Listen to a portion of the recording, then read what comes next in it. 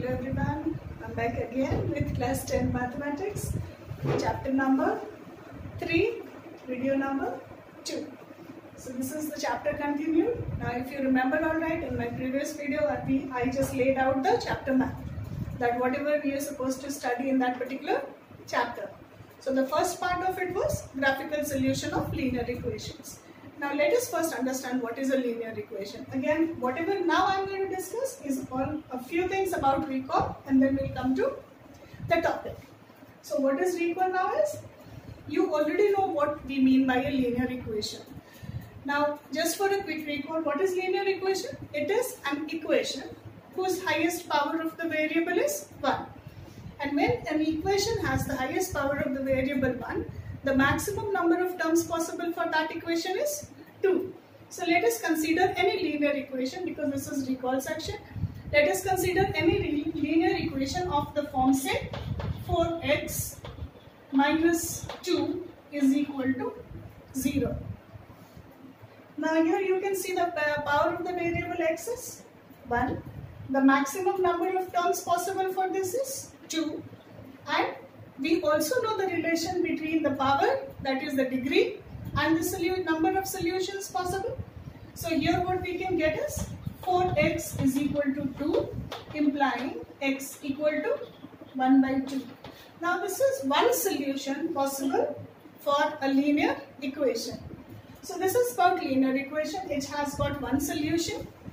Now in your class 9 portion also, now this is all about having one linear equation in one variable. Now what if here something which you can see is pair of linear equation in two variables. So there, linear equation in two variables, this is something which you studied in class 9, that you had a linear equation in two variables. And how did we write it? The linear equation in two variables was written as ax plus by is equal to c. Either you can write it in this form, or you can write it as ax plus by minus c equal to 0, where x and y was the variables, the two different variables. So this is something which you have learnt in your previous class.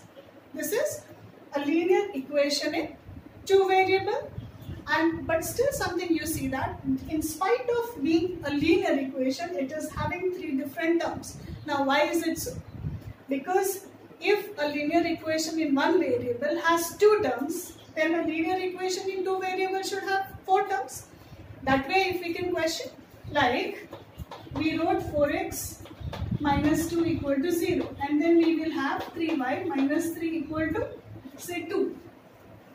Now we have got two equations here. When you add the two, what do we get? 4x plus 3y minus 2 minus 3 added minus 5 is equal to 2. Now what can we further do? Either transpose 5 on RHS or transpose 2 on LHS.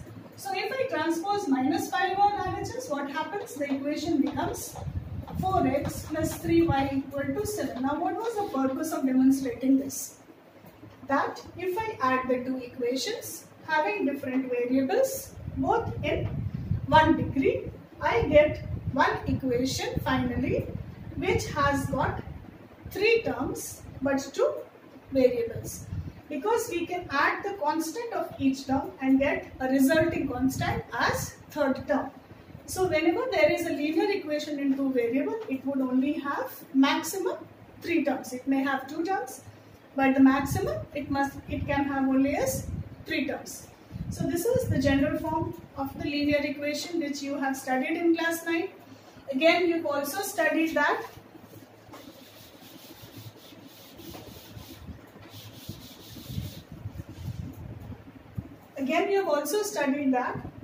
the linear equation in two variables, the solutions which you derived was in the form of a straight line or graph. So in the previous class, in class 9, you derived how to get the solution of a linear equation in two variables graphically.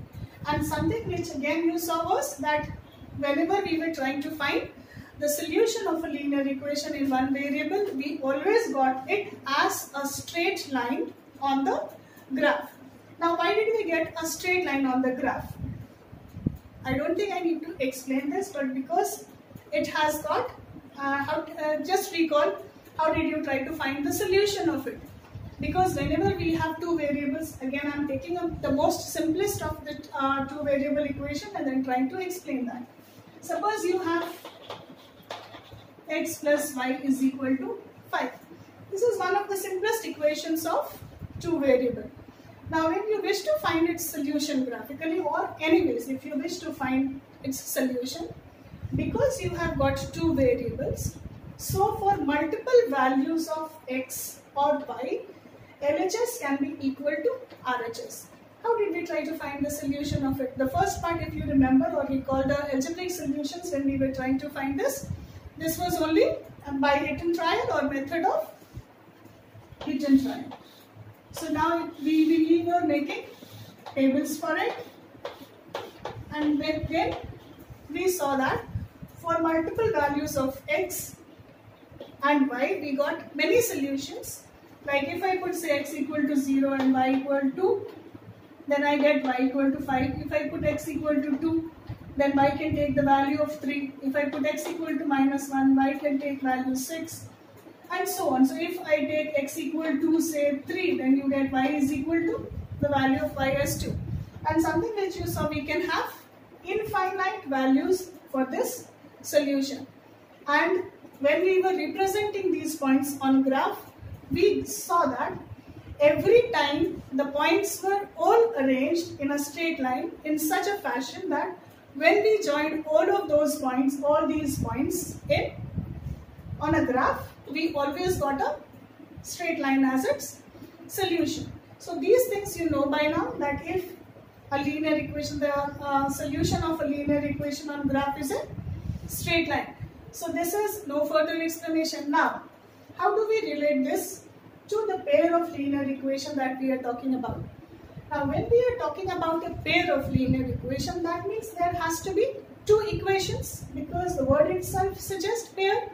So there has to be two equations, and both the equations should have the same variables x and y. So when we have two equations in variables and x and y, then let us see how we can write it.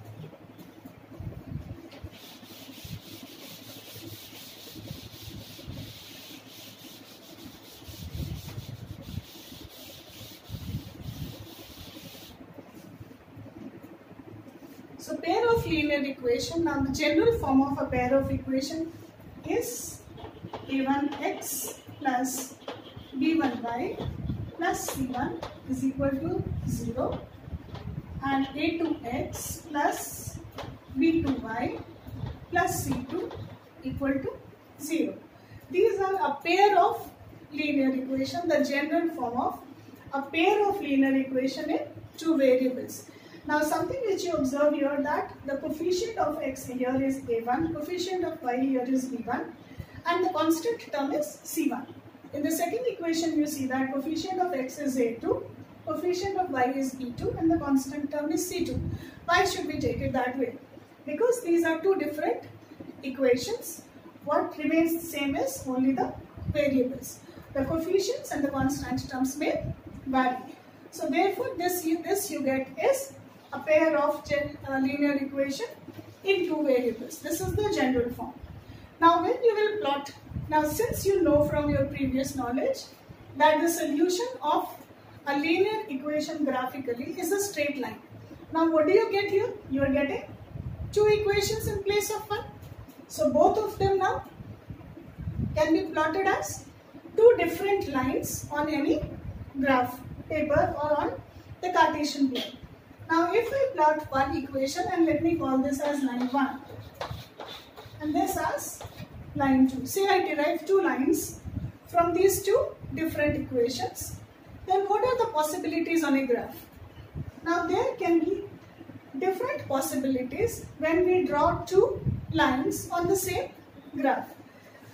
The first possibility could be that two lines might intersect, and if the two lines intersect, again by the property of intersecting lines we know that when two lines intersect, they will intersect only at one point.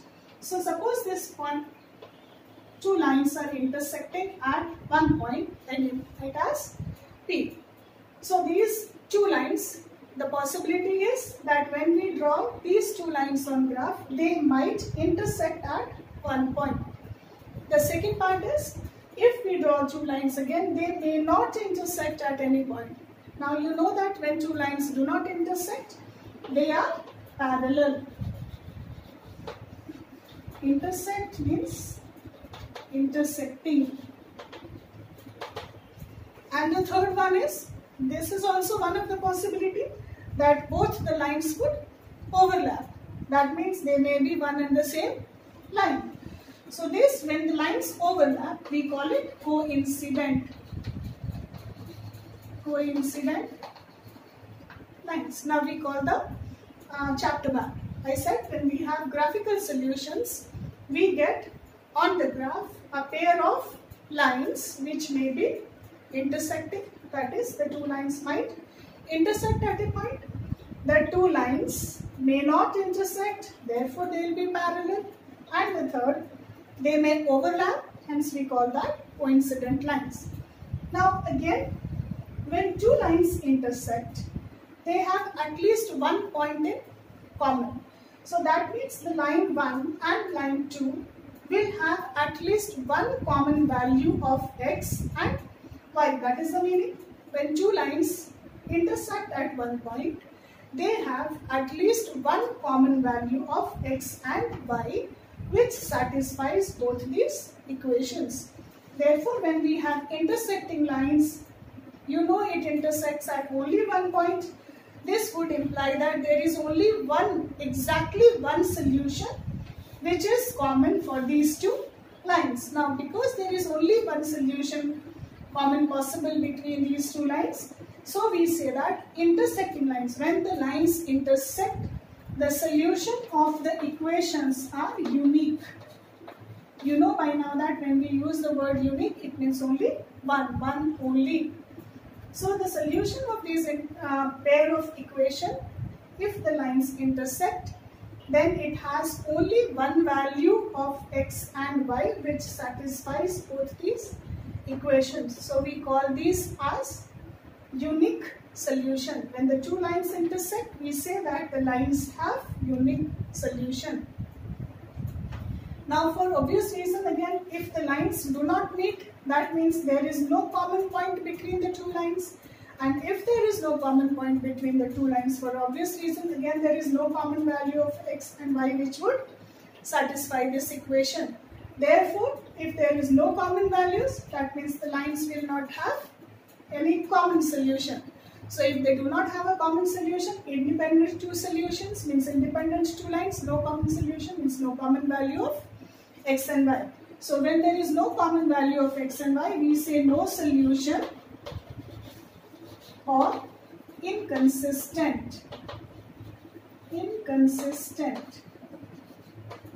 When there is no solution, the word used is inconsistent. And when the two lines overlap, we mean that all the points which lie on line 1 also lie on line 2. That means all the points of line 1 coincides with all the points of line 2, meaning x and y will have infinite number of solutions. So when the lines coincides, there are innumerable values of x and y which would satisfy the two equations. So when the lines are coincident, we say that equations have infinite solutions. So what may we then conclude? That when the two lines are plotted on a graph and the two lines intersect at a point, then the equations have unique solution, only one solution. If the two lines we draw on the graph and they are parallel, they do not meet at any point, then we say that the two equations do not have any common solution, hence they are inconsistent. Coming to the third one, which is when you draw the two lines and you see that the lines are overlapping, then the two equations have infinite common values of x and y, or you can in other words say all the values of x and y are same for both the equations. So they have infinite solutions. The values of x and y, there are innumerable values of x and y which would satisfy these two equations if the lines are coincident. Therefore, we say that if lines intersect, unique solution, parallel, no solution, coincident, infinite solutions. So these are the values of x and y which would satisfy these equations. So now these are about the type of lines and the type of solutions. So I'll explain certain more facts regarding this, and then I'll wind up this part of the topic.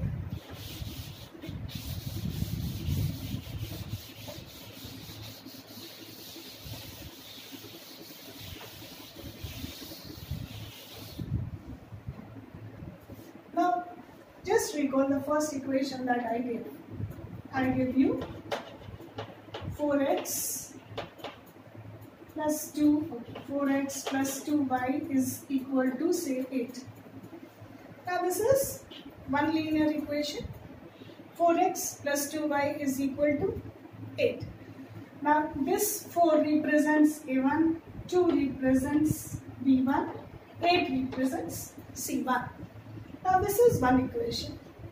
If I simply multiply this equation by 2, so if I multiply it, I get 8x plus 4y is equal to 16.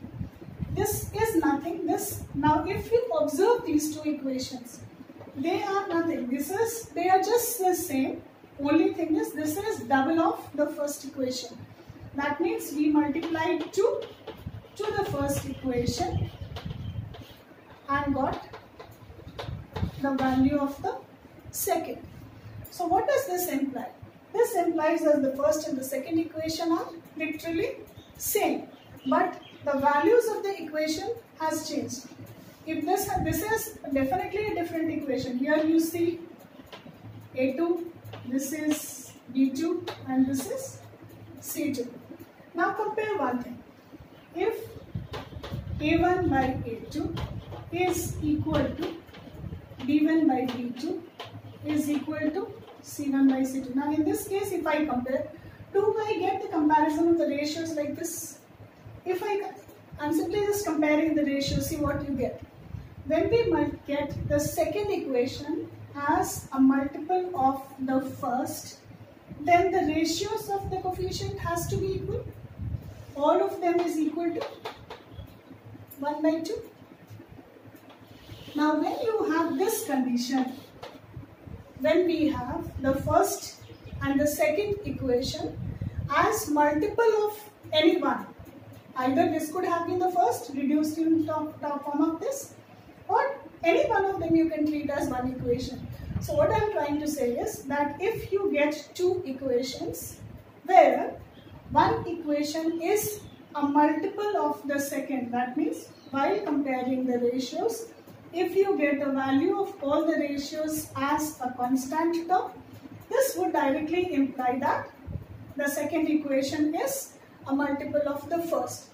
Now if there is any such case, so this is the case, if you get two such equations and you get this case, this is that case when you will get the lines as coincident. When you will draw lines of the equations, then you will say that you get coincident lines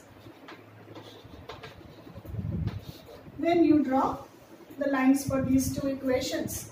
So this is the reason why when you have coincident lines, because one and the second equation are the same, it's just a multiple of any constant term, it is just a multiple of the first equation. Therefore, the first equation and the second equation has no difference other than a common factor. So therefore, when you get such equation, and you plot them on the graph, you will get coincident lines. So condition, now if just by looking at the equation, if you get these ratios, then you can directly interpret that the lines that you are going to get will definitely be coincident. Now this is about the second equation being just an interpretation of second. Now think it in a different term. Suppose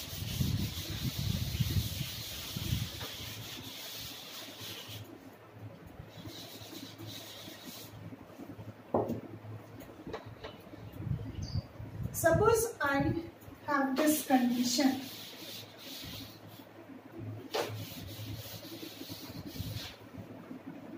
The first equation was 4x plus 2y is equal to 8.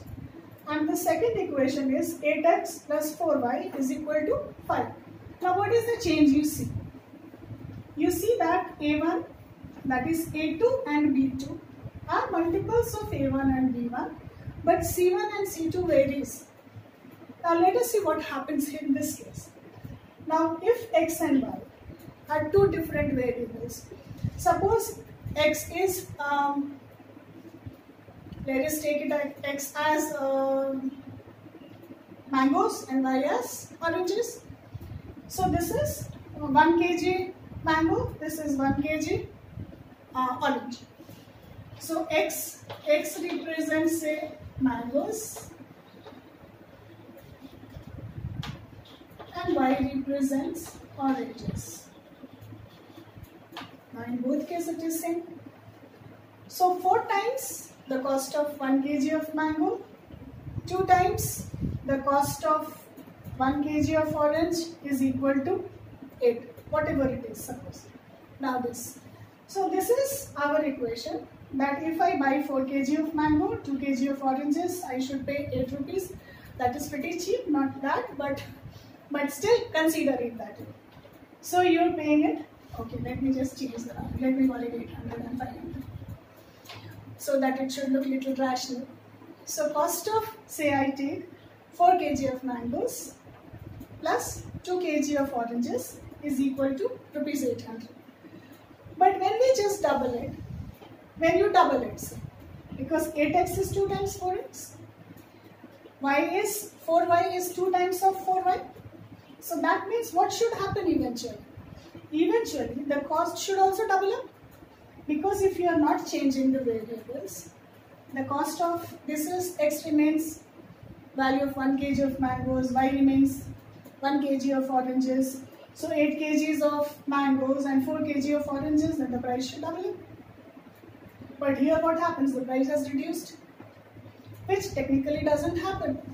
Maybe market values are different, but subject to risk, right? But here it is not that. Here, if you are doubling up this, then according to mathematical calculation, the price here should also double. But that is not happening. So what does this directly indicate? That indicates that their first and the second equation is wrong then. First equation does not match with the second equation. So this is an incorrect interpretation of equation 1. So how does that incorrect interpretation happen? This you can compare simply again by looking at it. So when you look at it, what happens? Here you will see that a1 by a2 is equal to b1 by b2, but it is not equal to c1 by c2. The results of LHS, the ratio of the results on LHS does not match. That means if you double the first equation, right hand side is not getting doubled, meaning the equation is incorrect. Now when you have such type of arrangement, obviously then these two does not match, because this is a different type of an equation, this is another type of an equation. Therefore you will never come to a common conclusion, because it does not match. It is incorrect way of putting the equation. And when these equations are incorrect, we also call the word as inconsistent. That means they will never have any solution common. Because if we are keeping the variables same, multiplying by 2 on LHS, then it has to be by the method of transposition, by the methods of equation that we know. RHS should also get multiplied by 2, which is not happening. So if not happening, that means this is the condition, and if this is the condition, then you will not get any solution because the results will not match, and if the results will not match, you will not get a solution. Therefore, when you don't get a solution, what is the type of lines you are expecting? Parallel. Lines will be parallel. So this way you can derive to a conclusion that if your ratio of LHS are same and it does not match with RHS, or if in case you write these two equations, because equations are also written as A1x plus B1y plus C1 and A2x plus B2y plus C2. These equations can definitely be written in that form also. But still otherwise, you see, if you are multiplying equation 1 by 2, then all the values should double up. And if they are not doubling it up, you see that this remains same. These have doubled, but this did not. So if this did not double up, that means the equation itself is wrong. And if the equation is wrong, there is no question of getting a common solution. Hence, when you have this type of condition, that is A1 by A2 is equal to B1 by B2, we do not get technically any solution. So any solution of these two equations will not be possible. When the equations will not be possible, just try to relate it with the word incorrect. When we say consistent, consistent implying correct, inconsistent, again relating it to incorrect. So this, you will see that the equations will be incorrect, hence no solutions will be possible. That is its interpretation. So when we say that A1 by A2 is equal to B1 by B2 is equal to C1 by C2, we have the same equations, so the same number of solutions. And if one line has infinite solution, two lines obviously will have infinite solution. And the second case is if the ratios on LHS does not match with the ratio on RHS, again equation will be incorrect. And if the equation is incorrect, you don't get any solution. And if you don't get any solution, you know that is possible only when the lines are parallel. So that is the second condition. Now coming to the last and the third. Now what option is left?